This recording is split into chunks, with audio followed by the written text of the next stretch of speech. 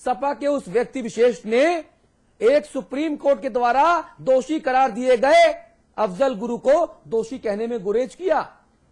हम निंदा करते हैं इस कृत्य की, इस कुकृत्य की, और हम अपील करते हैं समाजवादी पार्टी सरकार से, समाजवादी पार्टी से कि बड़प्पन दिखाते हुए सामने आइए, अपनी गलती को स्वीकार कीजिए और उसको दोबारा ना दोहराने की नसीहत भी लीजिए, और तभी प्रदेश की जनता आपको स्वीकार करेगी। वैचारिक तौर पे वोट पा जाना, सरकार बना लेना भर काफी नहीं है, विश्वास होना चाहिए। विश्वास जीतना सबसे जरूरी है, क्योंकि चुनाव तो आते जाते रहेंगे, फिर चुनाव आने वाले हैं लोकसभा के, तब क्या होगा यह सोचना पड़ेगा। अखिलेश जी बहुत धन्यवाद आपका, वाजपेयी जी बहुत शुक्रिया आपका।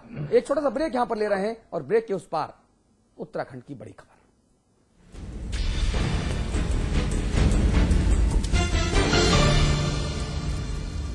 जिंदगी में समझौते हमें कबूल नहीं, ये सीखा है हमने रजनीगंधा बनाने वालों से।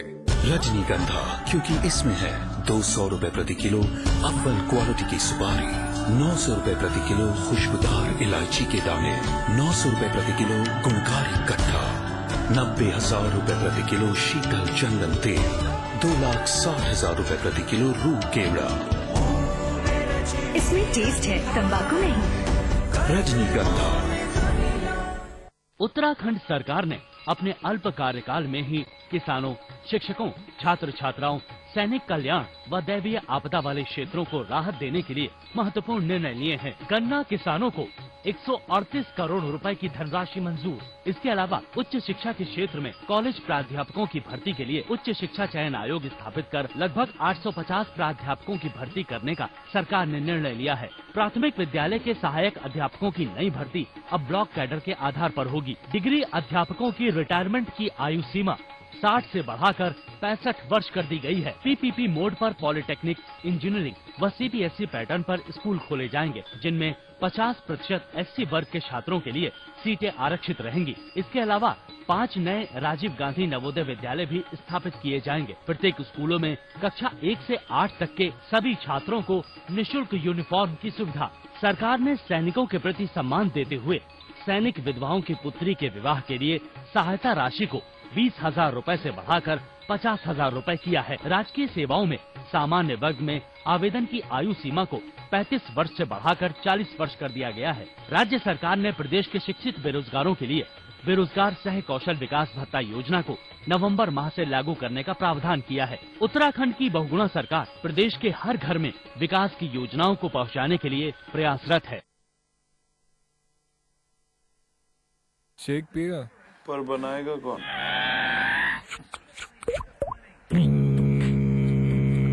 Catch your milk 1 minute shake, ना मिक्सर ना ब्लेंडर, बस पानी डालो, मिलाओ और तैयार। Catch your milk 1 minute shake. स्वाद बड़ी चीज है, स्वाद से बढ़कर कुछ नहीं। तुलसी सादा पान मसाला।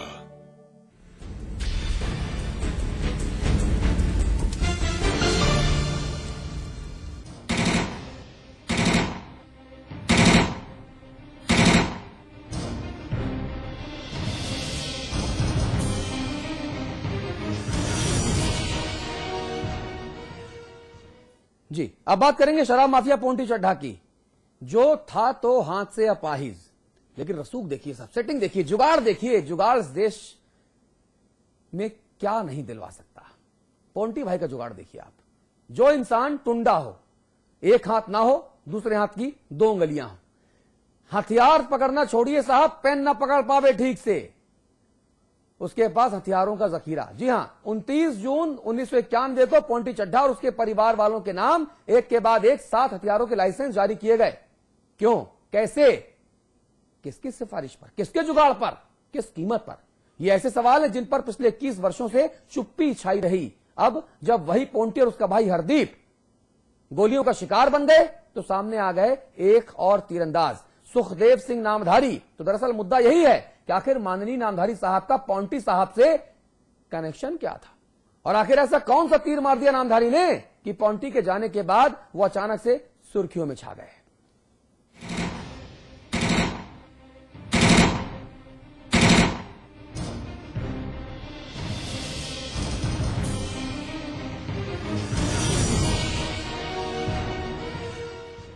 इस मुद्दे पर बात करेंगे। अमिताभ अग्निहोत्री जी हमारे साथ हैं ही, देहरादून आपको लेकर चलेंगे। मुन्ना सिंह चौहान जी हमारे साथ हैं, आप भारतीय जनता पार्टी के वरिष्ठ नेता हैं। अवधेश कौशल जी हमारे साथ जुड़ेंगे, आप सामाजिक कार्यकर्ता हैं। आप तीनों से इस बड़े मुद्दे पर चर्चा करेंगे और एक के बाद एक कोशिश करेंगे तथ्य सामने लाने की कि आखिरकार खेल हुआ कहां। एक हादसे में पोंटी चड्ढा के दोनों हाथ बेकार हो गए थे, वो हथियार चला नहीं सकता था, लेकिन हैरत की बात यह कि यूपी में उसे हथियार के 3 लाइसेंस जारी कर दिए गए। मगर क्यों, कैसे, ये एक्सक्लूसिव रिपोर्ट देखिए।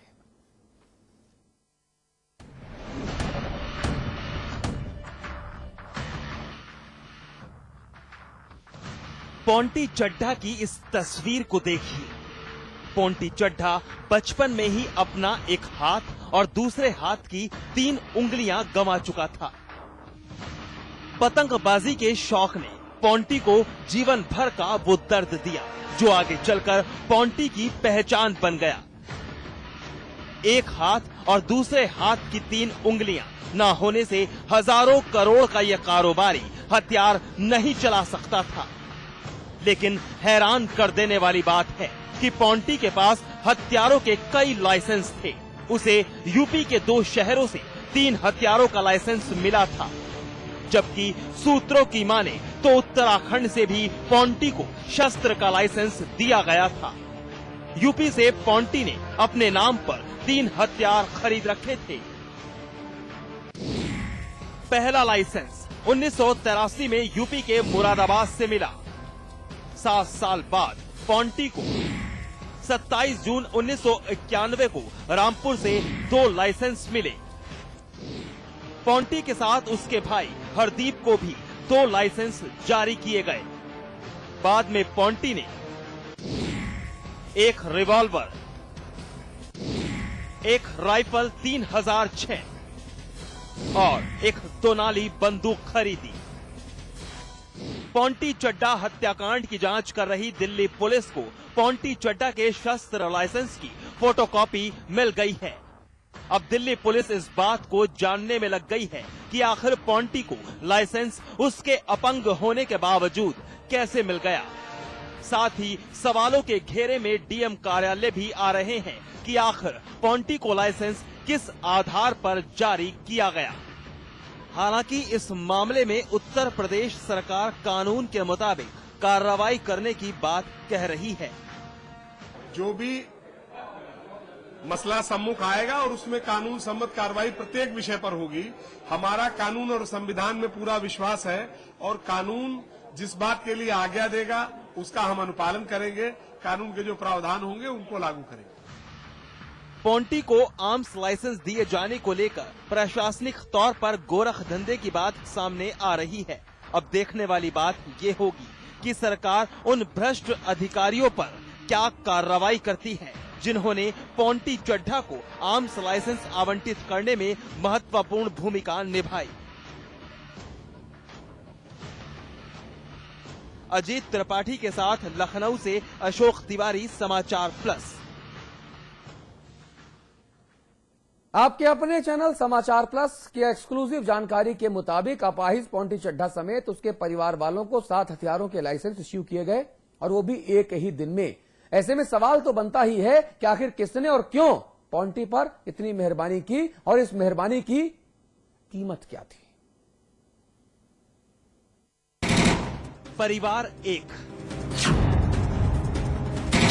दिन 1, हथियार 7, सभी लाइसेंसी।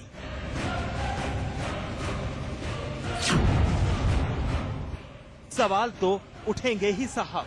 दरअसल बात उस शराब माफिया पोंटी चड्ढा की जो हथियार चलाने के लायक तो नहीं था, लेकिन उसके पास हथियारों का ऐसा जखीरा था जिसको जानकर आप चौंक जाएंगे। हथियार नंबर 1, राइफल, लाइसेंस नंबर 1391, रिश्तेदार गुरजीत के नाम। हथियार number 2, 32 bore revolver, licence number 1392, भाई हरदीप चड्ढा के नाम। हथियार number 3, 12 bore rifle, licence number 1393 भाई हरदीप चड्ढा के नाम। हथियार number 4 MP4 rifle.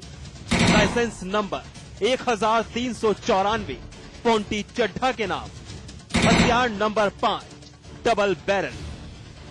Licence number 1395 Ponty Chadha के नाम। हथियार number 6 double barrel. Licence number 1396 भाई राजेंद्र सिंह चड्ढा के नाम। हथियार number 7 double barrel. Licence number 1397 भांजे हरपाल सिंह उर्फ हैप्पी के नाम। बेशक आप हैरान हो रहे होंगे, लेकिन आपकी हैरानी तब और बढ़ जाएगी तब आपको पता चलेगा कि इन सारे हथियारों के लाइसेंस एक मुश्त जारी किए गए थे। जी हां, वो महान दिन था 26 जून 1991। इस महान दिन एक महान डीएम हर्ष श्रीवास्तव और महानतम एसपीओ में शुमार गुरु दर्शन सिंह के अनुकंपा से एक बेहद महान किस्म के शख्स को 7 हथियारों का लाइसेंस दे दिया गया था। वही गुरु दर्शन सिंह फिलहाल एडीजी रेलवे की कुर्सी संभाल रहे हैं। आप लोगों ने बताया संज्ञान में आया है, ये रामपुर जिले से ही जारी हुआ है। आप लोगों ने बताया संज्ञान में आया है, ये रामपुर जिले से ही जारी हुआ है। समाचार प्लस के साथ एक्सक्लूसिव बातचीत में तत्कालीन डीजीपी प्रकाश सिंह ने माना कि मामले में भारी चूक हुई थी, लिहाजा मामले की उच्च स्तरीय जांच होनी चाहिए। अगर 6 लाइसेंस एक दिन में दिए गए तो मैं समझता हूँ ये स्कैंडल था और इसके लिए जिलाधिकारी की जवाबदेही होनी चाहिए कि आखिर किस आधार पे, क्या कोई एक्सट्रेनियस कंसिडरेशंस थे कुछ या पॉलिटिकल प्रेशर था, कोई बात जरूर रही होगी, वरना इस तरह तो एक असाधारण बात है एक आदमी को एक दिन में 6 लाइसेंस दिया जाना। कोई आदमी हथियार चलाने में ही अक्षम है तब उसको लाइसेंस दिया जाना, तो इस पे तो एक सवालिया निशान अपने आप खड़ा हो जाता है कि क्यों ऐसे आदमी को लाइसेंस दिया गया। मैं समझता हूँ केंद्र सरकार को उसमें एक हाई पावर टीम बैठानी चाहिए, क्योंकि बहुत सारे सवाल ऐसे हैं जो अनुत्तरित हैं, जिसका कोई जवाब नहीं है और जनता सोचती कि आखिर ये हुआ कैसे। इनको गन लाइसेंस तो बड़ी छोटी सी बात थी, शुगर मिल इनको कैसे थ्रो अवे प्राइसेस पे बेची गई, इनका जो बेस प्राइस फिक्स किया गया था उससे भी कम दाम पे इनको शुगर मिल्स बेची गई। वो सोचिए कितने 100 करोड़ का मामला था ये। फिर लिकर पे जिस तरह से इनकी मोनोपोली हुई, जिस तरह से ये लैंड इनको अलॉट हुआ नोएडा में, अन्य जगहों में वेव कॉम्प्लेक्स थिएटर्स इन्होंने बनाई, ये सब बातों में फिर इनके पास AK-47 राइफल्स कहाँ से आ गई, कौन उसका सप्लायर था, किसके पास लाइसेंस थी, कहाँ से खरीदी गई, क्या उसका स्रोत क्या था, क्यों उनके पास था, पंजाब पुलिस उनके यहाँ कैसे ड्यूटी दे रही थी, पंजाब पुलिस अगर यहाँ थी तो दिल्ली पुलिस में उसकी सूचना क्यों नहीं थी।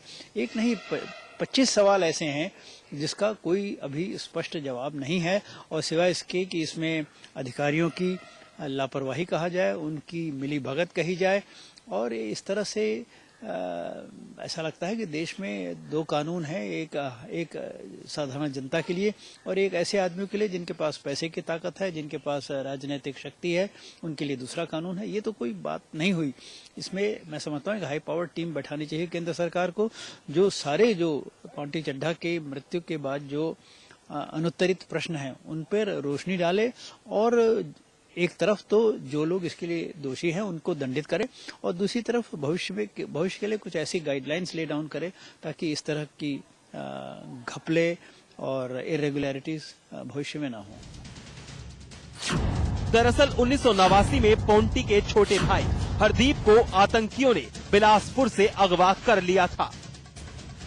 सूत्रों की माने तो पोंटी ने उस वक्त 2 करोड़ की फिरौती देकर हरदीप को छुड़वाया था, और इसी बिना पर सुरक्षा की गुहार लगाते हुए पोंटी ने एक मुश्त हथियारों के लाइसेंस हासिल कर लिए। ये सारे हथियार बिलासपुर के नगारिया खुर्द गांव के पते पर जारी किए गए थे, जबकि पोंटी का परिवार बिलासपुर पेपर मिल के पास रहता था। वेव सिनेमाज, वेव इंफ्रास्ट्रक्चर और नॉर्थ इंडिया का सबसे बड़ा शराब कारोबारी पोंटी चड्ढा और वो उसके भाइयों को एक ही दिन के भीतर 7 गन लाइसेंस कैसे इशू हो गए, ये एक बड़ा सवाल है। आखिर शासन और प्रशासन किस दबाव में था, इसका उत्तर सरकार को देना ही होगा। सौरभ श्रीवास्तव, समाचार प्लस, नोएडा। चलिए सीधे हम आपको लेके चलेंगे देहरादून। हमारे साथ मुन्ना सिंह चौहान जी बैठे हुए हैं। मुन्ना सिंह जी,